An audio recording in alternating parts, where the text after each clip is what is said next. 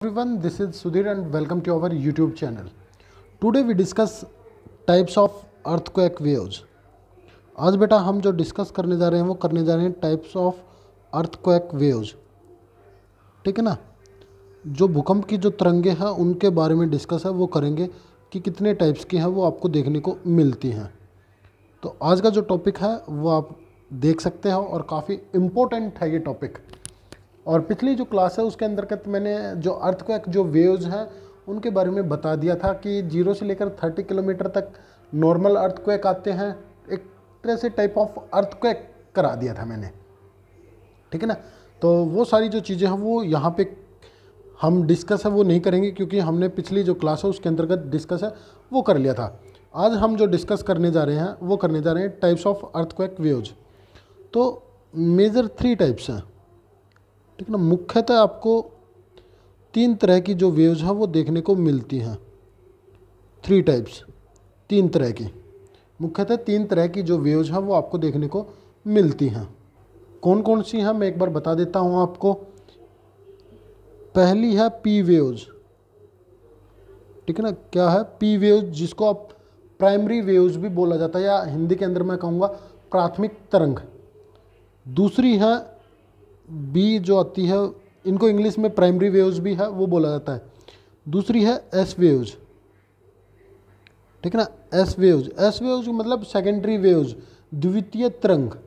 और तीसरी जो तरंग आपको देखने को मिलती है एल वेव्स मतलब सरफेस वेव्स। ये आपको मिलती हैं सरफेस वेव्स भी इनको बोला जाता है बेटा, सरफेस वेव्स। तो ये 3 तरह की थी जो मैंने आपको यहाँ पे क्लियर है वो कर दी है।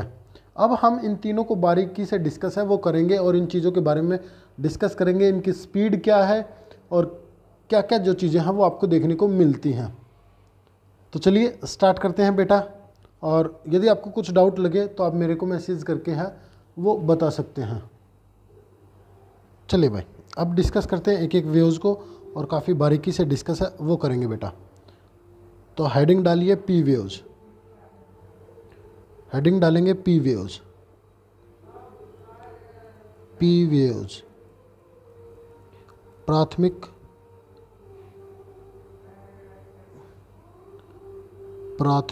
तरंग। प्राथमिक जो तरंग है इनके बारे में डिस्कस है वो करते हैं बेटा। ये था हेडिंग हमारी और इसके बारे में डिस्कस है वो करते हैं। पी वेव्स के बारे में जो भी सारी चीज़ें होंगी वो मैं आपको समझाता रहूँगा। ये एक टाइप से लॉन्गिट्यूडनल वेव है। ये क्या है बेटा? लॉन्गिट्यूडनल वेव है। ये कैसे चलती है? लॉन्गिट्यूड, जैसे हमारे लॉन्गिट्यूड है ना वैसे ये चलती हैं। लॉन्गिट्यूडनल वेव्स भी इनको बोला जाता है। फॉर्म्ड बाय, ये कैसे फॉर्म्ड होती हैं पहले ये चीज़ और सुन लेना बेटा। Formed by tensional force. देखिए टेंशनल फोर्स के बारे में मैंने आपको थोड़ा बहुत बेटा पिछली जो क्लासेस थी उसके अंतर्गत बताया था। टेंशनल फोर्स के बारे, टेंशनल फोर्स से और कंप्रेशनल फोर्स से ये क्या होती है? उत्पन्न होती हैं। तो अब आपसे पूछा जाएगा सिंपल सा क्वेश्चन कि लॉन्गिट्यूडनल वेव्स कौन सी होती हैं और ये कैसे फॉर्म्ड होती हैं। तो वो सारी जो चीज़ें हैं वो मैंने यहाँ पे क्लियर कर दी हैं। ये जो ट्रैवल जो करती है ना बेटा, याद रखना ये जो ट्रैवल जो करती हैं लाइक साउंड वेव। ठीक, लाइक साउंड वेव की तरह होती हैं एक तरह से। लाइक साउंड वेव कैसे? जैसे ये है हमारा, तो ऐसे ये चलती हैं बेटा। ठीक है ना। ऐसे ये जो चलती हैं लाइक साउंड वेव्स की तरह। स्पीड की यदि मैं बात करूं बेटा, इनकी जो स्पीड है वो कितनी होती है? यदि मैं उसकी बात करूं तो 8 से लेकर 11 किलोमीटर पर सेकंड इसकी जो स्पीड है वो आपको देखने को मिलती है। साथ में मैं बता दूं ये जो पास होती है, पासेज थ्रो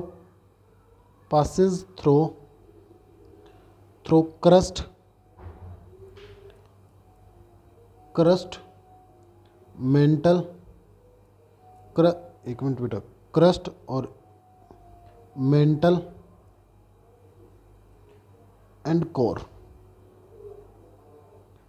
ठीक है ना। इन तीनों से होकर ये क्या होती है, गुजरती है। मतलब मेंटल हुआ हमारा, क्रस्ट हुई और जो कोर है, इन तीनों से ये गुजरती है। चाहे लिक्विड, सॉलिड, गैस, तीनों में से ये मूव करती है। कुछ चीज़ें क्या होती है इसमें, जो कुछ चीज़ें क्या होती हैं, कुछ जो वेव्स हैं, जब मैं आगे बताऊंगा तो केवल कुछ सॉलिड में से निकलेंगी, कुछ लिक्विड में से ही पास होती हैं। तो ये तीनों में से है वो पास होती है बेटा। और इसके अंतर्गत जो पार्टिकल्स होते हैं, जो पार्टिकल्स आपको देखने को मिलते हैं अर्थ के अंदर, हमारे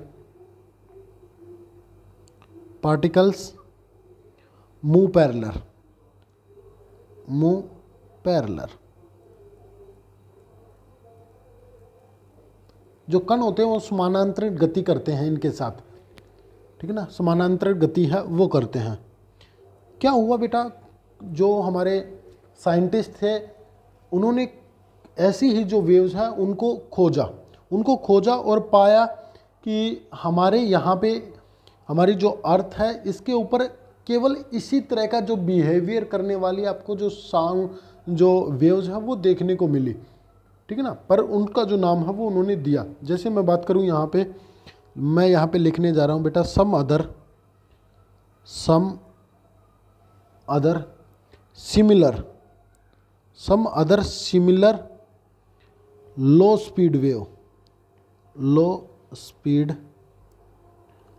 स्पीड वेव्स ऑल्सो डिस्कवर,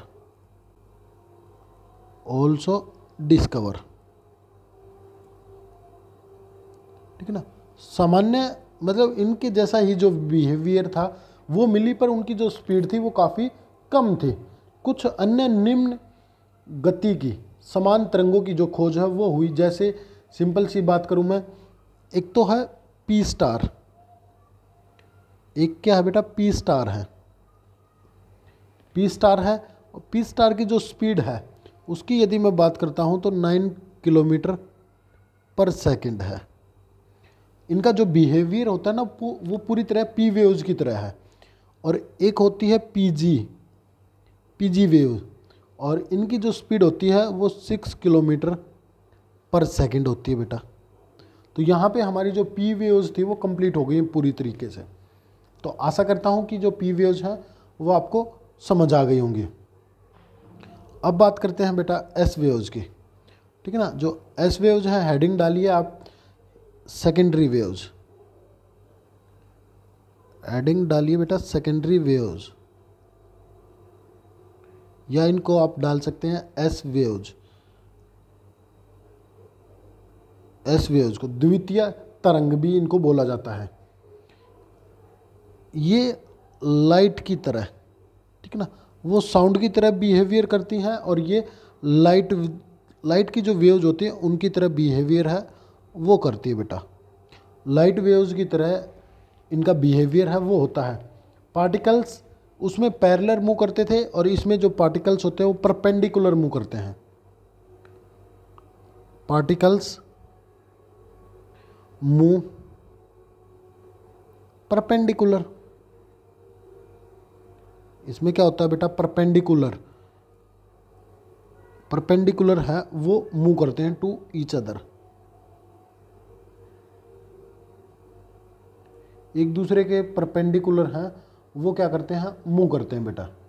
यहाँ तक क्लियर है सभी को। अब आगे देखते हैं।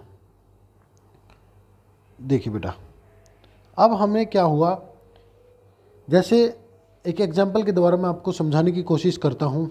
जैसे हम एक रस्सी को हिलाते हैं, ठीक है ना, मैं बात करूँ, हम जब रस्सी को हिलाते हैं तो वो क्या करती है, वो ये ऐसे करती है।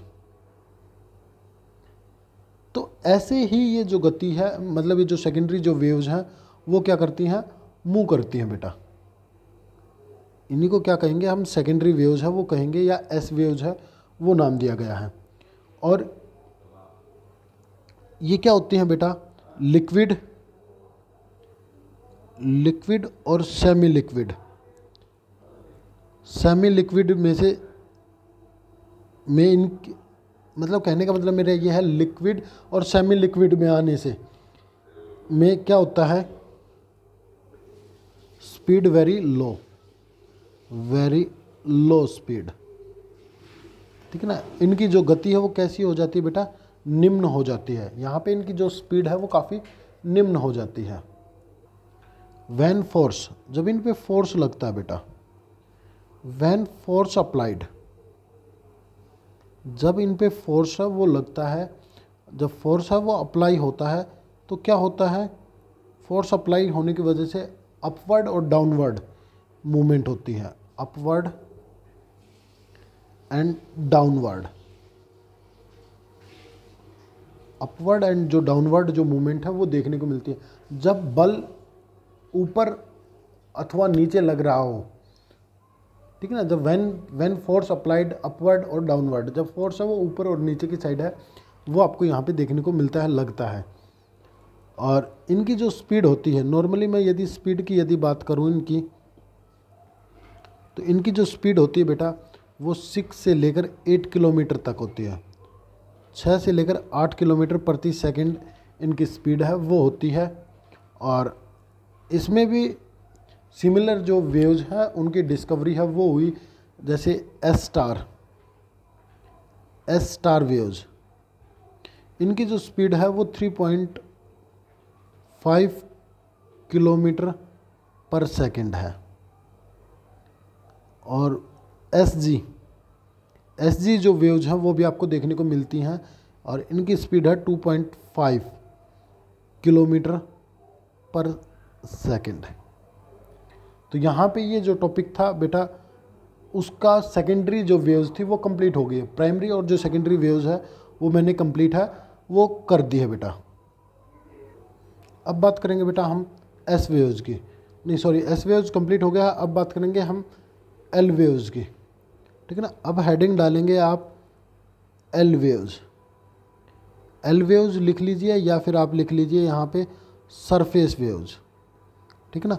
जो सरफेस जो वेव है ये भी आप लिख सकते हैं और इनके बारे में डिस्कस है वो करेंगे। अब तो मैं इनके बारे में कुछ आपको बता दूं, चलिए थोड़ा बहुत है वो मैं आपको बता देता हूं।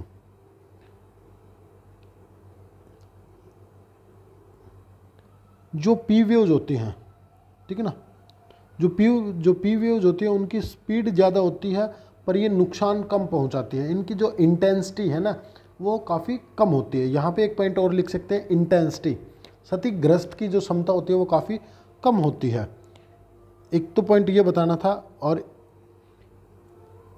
जो एस वेव्स होती है इनकी इंटेंसिटी है वो कंपैरिजन करूँगा मैं पी वेव्स के साथ तो ज़्यादा आपको देखने को मिलती है। अब लास्ट जो मिलता है हमारा एल वेव्स या सरफेस वेव्स, इसके बारे में मतलब इसके बारे में आपको मैं बताने की कोशिश करूं तो इनको तो सरफेस वेव्स तो मैंने बता दिया। अब बात करते हैं इनको जो डिस्कवर किया था, इनको जो डिस्कवर जो किया गया था, डिस्कवर्ड बाय लव, ठीक है ना। जो लव था उसने एल वेव्स को डिस्कवर है वो किया था। और ये originate near epicentre and travel only in crust, ये बात भी आप याद रख सकते हैं। ये कहाँ पे ओरिजिनेट होती हैं, कहाँ पे बनती हैं, ओरिजिनेट नियर एपिसेंटर। एपिसेंटर मैंने आपको बताया था कि एपिसेंटर क्या होता है, जल्दी से मुझे कमेंट करके है वो आप बता सकते हैं। एपिसेंटर के आसपास है वो बनती हैं। जो अधिकेंद्र है ना, हिंदी के अंदर इन्हीं को बोला जाता है, अधिकेंद्र के आसपास है वो इनका जो निर्माण है वो आपको देखने को मिलता है।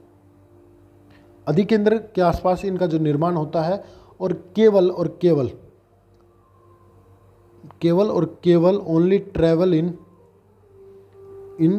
क्रस्ट। जो क्रस्ट वाला जो क्षेत्र है ना, जो क्रस्ट वाला जो भाग है उसके अंतर्गत है, ये क्या करती है, मूव करती है। और ये भी क्या करती है, बिहेव हैज़ लाइट वेव। जो लाइट वेव्स होते हैं ना उनकी तरह ही इसका भी जो बिहेवियर है जैसे एग्जाम्पल की बात करूँ मैं, ये ऐसे बेटा, इनका जो बिहेवियर है वो लाइट वेव्स की तरह ही आपको देखने को मिलता है। स्पीड की यदि मैं बात करता हूँ इसकी, ठीक है ना, स्पीड की यदि मैं बात करता हूँ तो इनकी जो स्पीड होती है वो सबसे कम होती है, 3 से लेकर 4 किलोमीटर पर सेकंड होती है, पर ये सबसे ज़्यादा नुकसान है, इनकी जो इंटेंसिटी है ना बेटा वो सबसे ज़्यादा होती है। तो यहाँ पे लिख सकते हैं जो नुकसान होता है, सबसे ज़्यादा नुकसान करते हैं ये, सबसे ज़्यादा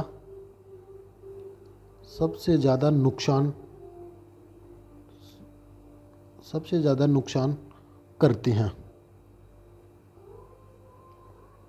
ठीक है ना, सबसे ज़्यादा जो नुकसान है वो करती हैं बेटा। अब बात करेंगे बेटा इनके शैडो रीजन की, ठीक है ना, जो शैडो रीजन है उसके बारे में डिस्कस है वो करते हैं आपके साथ। तो चलिए मैं यहाँ पे कुछ फिगर है वो ले लेता हूँ। तो एक फिगर के द्वारा, एक सर्कल के द्वारा मैं आपको समझाने की कोशिश है वो करूँगा। आशा करता हूँ कि आप आसानी से समझ जाएंगे। ये हमारी अर्थ है और ये, एक मिनट बेटा, यस,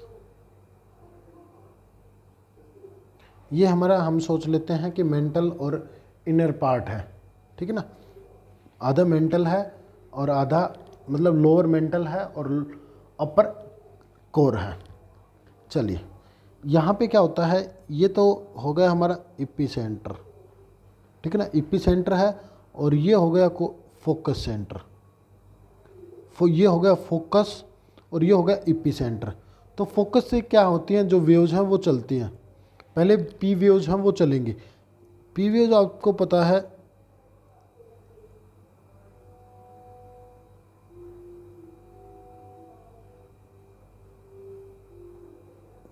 जो पी वेव्स हैं वो आपको बेटा पता है कि वो हर एक जगह से पास होकर चल सकती हैं,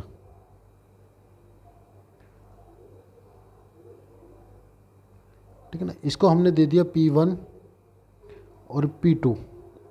ये जो मोस्टली जो ट्रैवल करती हैं वो करती हैं कहाँ तक, 140 से लेकर 145 डिग्री तक, यहाँ तक जो ट्रैवल है वो करती हैं। अब बात करूँगा मैं साथ के साथ एस वेव्स की। जो एस वेव्स हैं वो लिक्विड और सेमी लिक्विड के अंदर है, वो फ्लो नहीं करती। ये ऐसे हैं, वो इसके अंतर्गत एंटर है, वो नहीं करती और इसके साथ साथ चलती रहती हैं। और ये केवल और केवल इनका एक्सटेंड, ये जो एक्सटेंड होती हैं वो केवल और केवल 105 तक होती हैं, 105 डिग्री तक ये होती हैं एस वेव्स। और ये कौन सी हैं, ये वाला जो रीजन है ये किसका है, पी वेव्स का है। ये किसका बेटा, पी वेव्स का है। अब देखिए, अब ये वाला जो क्षेत्र है, ये वाला जो क्षेत्र है जिसके अंतर्गत मैं प्लस के निशान है वो लगा रहा हूँ बेटा, ये वाला और ये वाला, यहाँ पे क्या क्या नहीं देखने को मिल रही आपको, पी वेव्स है वो देखने को नहीं मिल रही।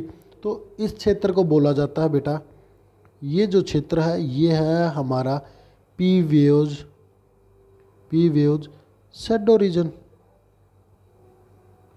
शैडो रीजन है, ठीक है ना। ये पी वेव शैडो रीजन है वो है बेटा।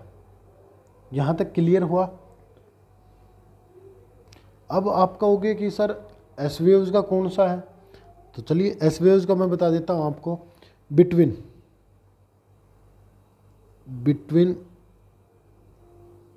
यहाँ पे आप देख सकते हो, बिटवीन P1 और P2 के बीच में जो रीजन है ना, earthquake shadow reason of S waves, इसको हम बोल सकते हैं earthquake shadow shadow reason of S waves. ये क्या होगा, एस वेव्स का शैडो रीजन होगा, क्योंकि एस वेव्स है वो यहाँ पे नहीं पहुँच सकती। क्यों नहीं पहुँच सकती? क्योंकि ये वाला जो पार्ट है हमारा, ये वाला जो क्षेत्र है बेटा, ये कैसा है, लिक्विड और सेमी लिक्विड है। इसके कारण यहाँ पे क्या है, वो नहीं पहुँच सकती। इन जो वेव्स हैं, ये जो भूकंप की जो तरंगे हैं बेटा, इनको जो मापा जाता है, ठीक है ना, मापने के लिए जिस यंत्र का इस्तेमाल किया जाता है, वो जो यंत्र है वो है हमारा सिस्मोग्राफ।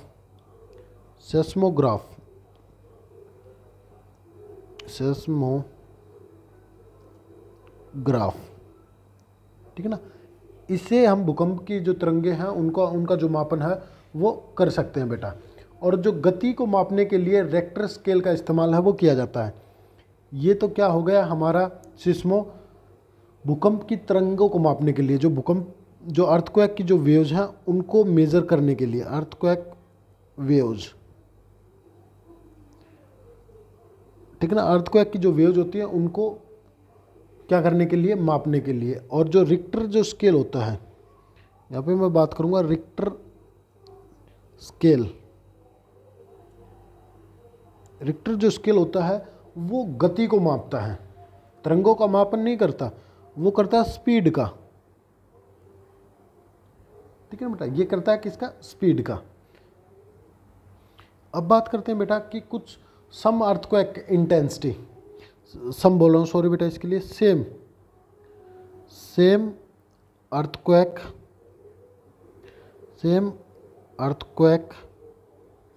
इंटेंसिटी,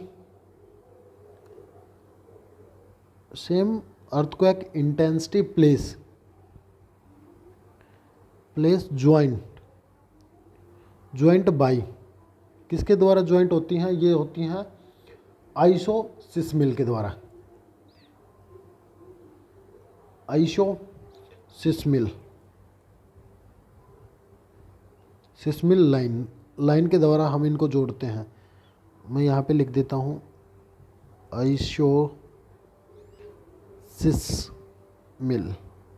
सिस्मिल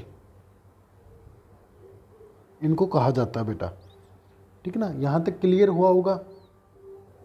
अब कुछ क्या होती हैं, एक मिनट, क्या हो गया ये, अब क्या होती हैं सेम टाइम अर्थक्वेक इन्फ्लूज, एक ही समय भूकंपीय प्रभाव वाली क्षेत्र, एक ही समय पे जहाँ पे भूकंप को हमें क्या हुआ हो, महसूस किया हो, उनको जो जाना जाता है वो जाना जाता है होमोसिस्मिल, ठीक है ना, सिस्मिल के नाम से। ये कौन से होते हैं, ये वो क्षेत्र होते हैं जिनके जो केवल एक ही भूकंपीय जो क्षेत्र है, जो भूकंपीय प्रभाव क्षेत्र वाले जो रीजन है ना, उनको आपस में जोड़ने का काम करते हैं। तो अर्थक्वेक है बेटा, ये लगभग पूरी तरीके से कंप्लीट है, वो हो गया है। कुछ एक जो पॉइंट है वो और भी हो सकते हैं, जैसे इसके इफ़ेक्ट क्या क्या होते हैं, ठीक है ना, इफ़ेक्ट क्या क्या देखने को मिलते हैं आपको, तो ये आप मुझे कमेंट करके बताएंगे। तो आपके लिए होमवर्क है कि अर्थक्वेक जो वेव्स हैं उनका प्रभाव क्या पड़ता है, इफ़ेक्ट है क्या देखने को मिलता है। तो अर्थक्वेक है वो मैंने कंप्लीट है वो करा दिया है बेटा। तो आशा करता हूँ यहाँ तक क्लियर हुआ होगा। यदि किसी को डाउट है तो मुझे कमेंट करके बता सकते हैं। चलिए मिलते हैं नेक्स्ट वीडियो में नेक्स्ट टॉपिक के साथ। Thank you and thank you very much.